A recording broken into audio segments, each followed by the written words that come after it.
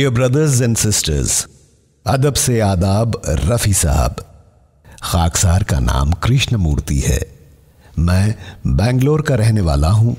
मोहम्मद रफ़ी साहब का बहुत बड़ा मुरीद हूँ और बचपन से ही रफ़ी साहब की यादें संजोना मेरा शौक़ ज़ौक़ रहा है।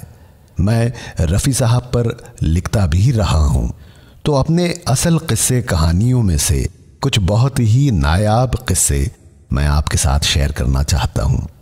लीजिए, पेश खिदमत है पहला किस्सा। महफ़िले मौसीकी विद गुलकार रफ़ी साहब, अदाकार दिलीप साहब, मौसीकार बिस्मिल्लाह खान साहब। मेरे घर शादी का फंक्शन चल रहा था। मेहमानों में बैठे एक शख्स पर मेरी नज़र गई। वो जनाब क्लासिकल गुनगुना रहे थे और साथ साथ उनकी उंगलियां चेयर पर थिरक रही थी। मैं तो हमेशा ही म्यूजिकली क्यूरियस रहा हूं, तो मैंने सोचा कि उनसे बात करूं।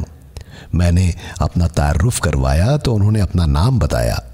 अब देखिए कि कितना प्लेजेंट सरप्राइज था मेरे लिए। वो साहब तबला नवाज उस्ताद नज़ीम हुसैन थे, यानी उस्ताद बिस्मिल्लाह खान साहब के साहबजादे। हम दोनों बहुत देर तक गोल्डन एरा ऑफ म्यूज़िक और रफ़ी साहब जैसे सिंगर्स की बातें करते रहे और बातों बातों में मैंने जिक्र किया कि 1959 की गूंज उठी शहनाई में उस्ताद बिस्मिल्लाह खान साहब ने शहनाई बजाई है।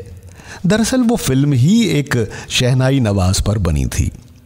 मैंने नज़ीम हुसैन से ये भी पूछा कि इस फिल्म में एक जुगलबंदी भी थी अब्दुल हलीम जाफ़र साहब और उस्ताद बिस्मिल्लाह खान साहब के बीच। ये सुनते ही नज़ीम हुसैन ने एक किस्सा मुझे सुनाया। उन्होंने बताया कि एक बार दिलीप कुमार साहब ने उस्ताद बिस्मिल्लाह खान साहब और मुझे अपने घर बुलवाया।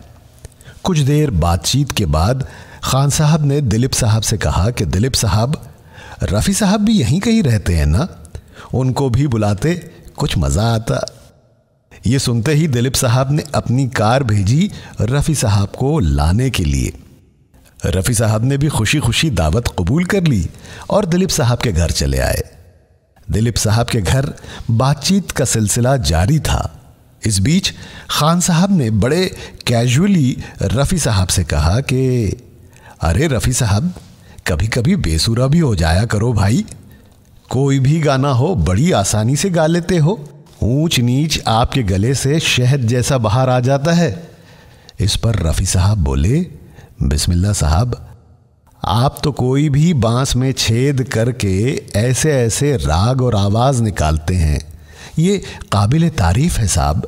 मेरा क्या, मैं तो अल्लाह की बख्शी हुई आवाज़ से गा लेता हूँ।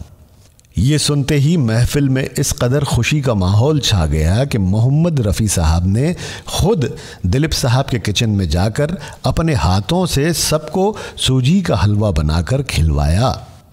इसी मौसीकी के किस्से को मैंने खुद एक महफिल में रफ़ी साहब की बेटी यास्मीन जी, दामाद परवेज़ भाई, grandson Arif, grand daughter in law Arisha और ग्रेट ग्रैंड चिल्ड्रन की मौजूदगी में सुनाकर घर का बनाया सूजी का हलवा खिलाया।